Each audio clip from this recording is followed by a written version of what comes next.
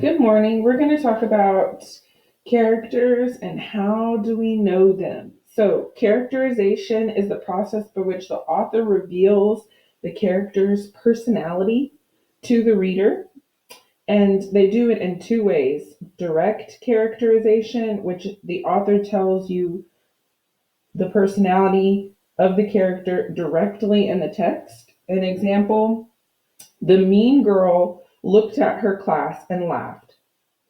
The author revealed the girl is mean in that sentence. Okay, so they directly explained it to us.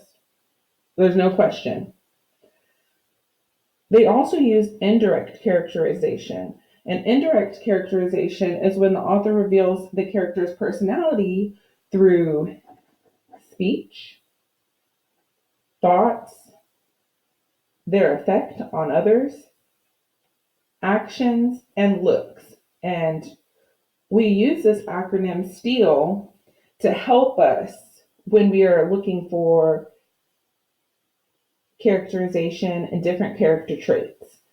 So the definition for each one is here on the side of the words, and this is what you're filling in your notes. So speech stands for what the character says and how they say it.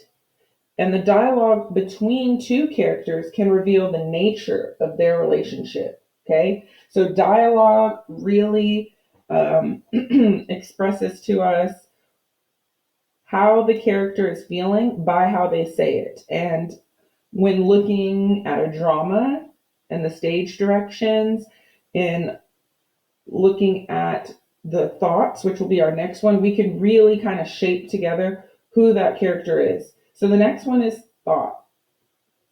Characters are often developed through their thoughts. These thoughts are usually italicized, and we call them inner dialogue. So anytime a character is thinking something or it's personal, the author will let us know, or we may have to look for key words to identify that. But it is important that those inner thoughts reveal more to us than sometimes what the characters actually say to others. Affect: how other characters feel about the character and how the characters makes others feel. So example, if a girl walked in the room and everyone shuddered, well, we could draw a conclusion or make an inference that maybe the other characters in the room do not like her, or she's intimidating. There will be other text evidence to help us draw the conclusion, but that is a good example of how the author can show the effect of a character on others.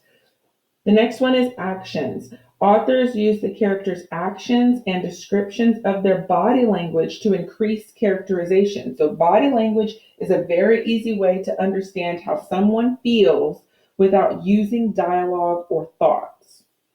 So, paying attention to what the character does, because sometimes things that we say, the character says, is different from their actions.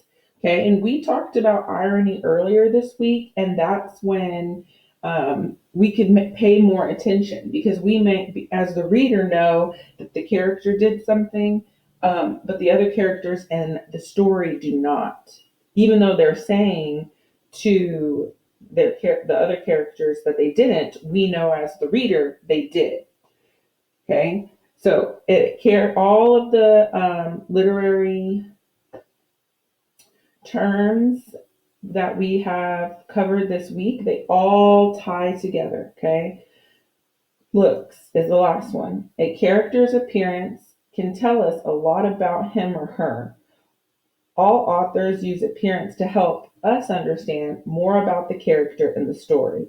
So the character's opinion of how they look and also the description of their appearance can really shape our understanding of who that character is. So as you are reading, I want you guys to start looking for the dialogue between the different characters. Pay attention to any thoughts that the characters might have, any examples of the effect, how other characters feel around the main character or smaller characters, the actions that they are doing compared to their thoughts and dialogue, and then their appearance, the descriptions that the author gives us. Do characters change and evolve over time? Do they change in their environment and their setting? We'll be talking a lot more in detail because characterization goes past steel, but this is where we're going to start. The